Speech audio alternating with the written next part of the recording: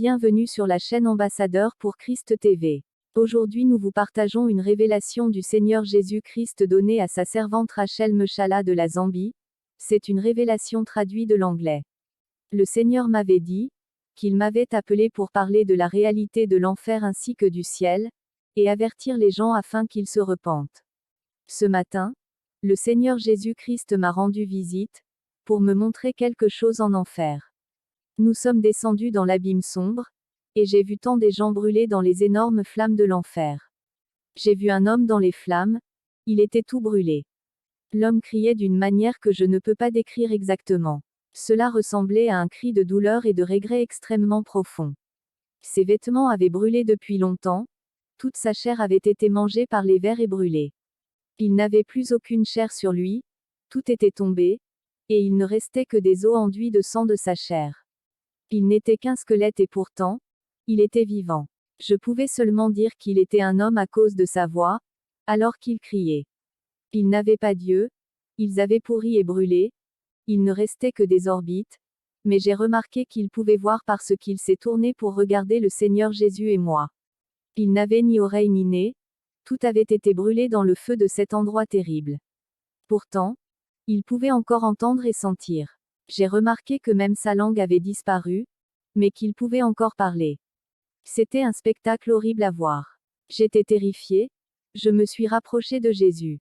Même si cet homme avait complètement brûlé en ne restant qu'un squelette, il ne pouvait pas mourir. Il a continué à brûler et à crier dans une grande agonie, il pouvait toujours ressentir la douleur de la même manière que ceux qui avaient de la chair ressentaient. Jésus et moi, nous sommes rapprochés de l'homme. Il souffrait horriblement. D'énormes flammes de feu l'ont couvert, et il a crié fort de douleur. Il leva les mains, il n'y eut aucun soulagement. Cela accomplit la parole du Seigneur dans Job 11h20. Mais les yeux des méchants chercheront pour le soulagement en vain, et ils n'échapperont pas à la justice de Dieu, et leur espoir sera de rendre l'âme. J'ai alors demandé au Seigneur Jésus-Christ qui était cet homme. Le Seigneur m'a dit, c'est Lot de la Bible. J'étais choqué, la force m'a quitté. Depuis que j'ai entendu parler de Lot pour la première fois jusqu'à ce moment précis, j'ai toujours pensé qu'il était au paradis. Dieu l'avait sauvé lui et sa famille de Sodome parce qu'il était un homme juste. Je n'ai jamais eu de raison de l'imaginer en enfer. J'étais sous le choc de le voir dans cet endroit terrible, traversant des tourments inimaginables. De larmes coulaient de mes yeux, j'ai regardé Jesus, et j'ai demandé.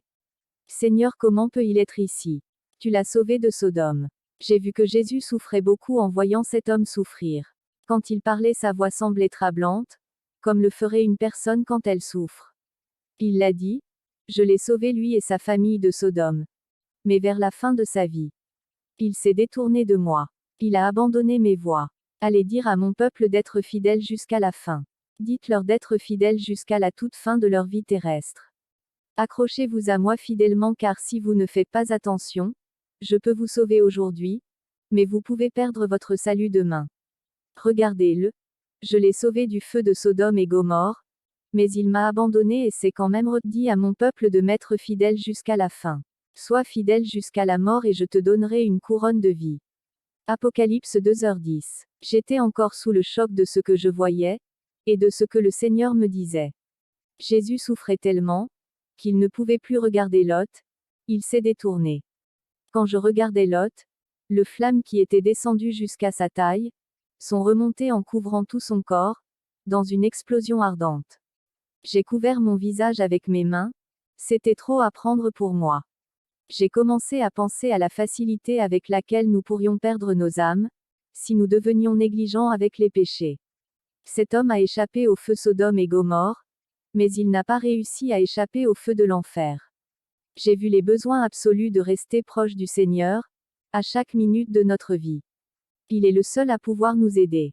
Mes articulations étaient faibles. Jésus m'a alors conduit loin de là. En sortant, le Seigneur m'a montré 2 femmes qui brûlaient aussi en enfer, et il m'a dit que, regarde, ce sont les 2 filles de Lot. Elles étaient aussi en enfer. Alors que nous quittions cet endroit, le Seigneur m'a souligné. Dis à mon peuple d'être fidèle jusqu'à la fin, jusqu'à la fin. Nous avons ensuite quitté l'endroit.